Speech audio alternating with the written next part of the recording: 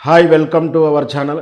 Rashmika Mandanna social మీడియాలో ఎప్పుడూ viral అవుతూ ఏదో ఒక వార్తతోటి సోషల్ మీడియాలో వైరల్ అవుతూ ఉంటుంది రష్మిక మందన. మళ్ళీ ఈరోజు ఆమె రెమ్యునరేషన్ విషయంలో మళ్ళీ వైరల్ అవుతూ ఉంది. ఈ యొక్క వార్త సోషల్ మీడియాలో చక్కర కొడుతుంది.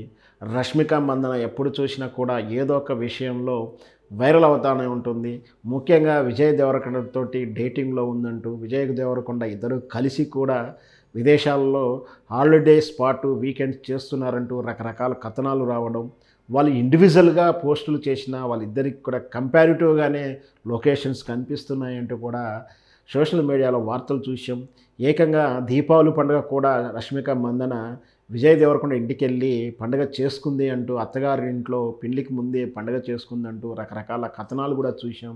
రష్మిక బాలకృష్ణ గారి షోలో కూడా రష్మిక మాట్లాడడం, అందులో కూడా విజయ్ దేవరకొండ తోటి ఫోన్ ఇన్ ప్రోగ్రాంలో మాట్లాడడం, స్పీకర్ ఆన్ చేసిన విషయాలు బయటపడతాయనే ఉద్దేశంతో ముందే మనం స్పీకర్ ఆన్ చేసిందంటూ క్లూ కూడా ఇచ్చేసడం, విజయ్ దేవరకొండ ఫేవర్ చేయడం కూడా మనం చూసాం ఆ వీడియోలో.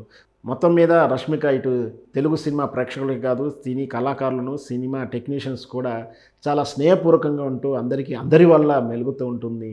అయితే రష్మిక నటించినటువంటి చిత్రం 'పుష్ప 2' ఇప్పుడు రిలీజ్ కావాల్సింది.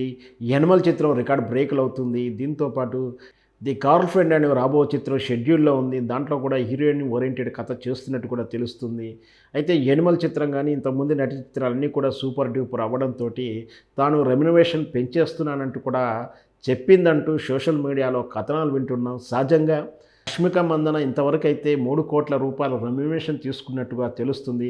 గతంలో 3,00,00,000 రూపాయలే రెమ్యునరేషన్ హైయెస్ట్‌గా ఉంది. సమంత హీరోయిన్ గానీ, పూజా హెగ్డే గానీ ఇట్లాంటి హీరోయిన్‌లు 3,00,00,000 రూపాయలు అత్యధికంగా తీసుకొని ఇంతవరకైతే రికార్డ్ బ్రేక్ ఉంది.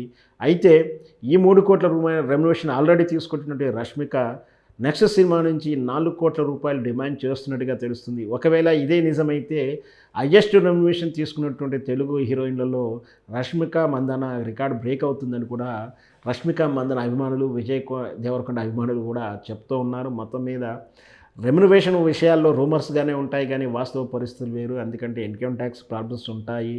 వీళ్ళకు ఉండకున్నా ఇచ్చినటువంటి వాళ్ళకైనా ప్రాబ్లమ్స్ ఉంటాయి. కాబట్టి సహజంగా ఇవన్నీ కూడా ఊహాగానాలు మీదనే నడుస్తుంటుంది. వాస్తవంగా ఇచ్చేది వేరు, తీసుకునేది వేరు. అన్నిటికన్నా ముఖ్యంగా వాస్తవానికి చాలా చిత్ర నిర్మాతలు హీరోయిన్‌లకు గానీ, హీరోలకు గానీ, టెక్నీషియన్‌లకు గానీ చెక్కులు ఇచ్చినా కూడా అవి చెల్లు కాకుండా పోతాయి. సినిమా ఫ్లాప్ అయినప్పుడు కూడా రావాల్సిన బాకీలు కూడా రావు. ఇవన్నీ కూడా కేవలం ముందు చిత్రాన్ని ఒప్పుకునేటప్పుడు చెప్పేటువంటి రెమ్యునరేషన్‌లు ఇవి కూడా గాలి వార్తలుగానే ఉంటాయి గానీ వాస్తవానికైతే నిజం వేరుగా ఉంటుంది.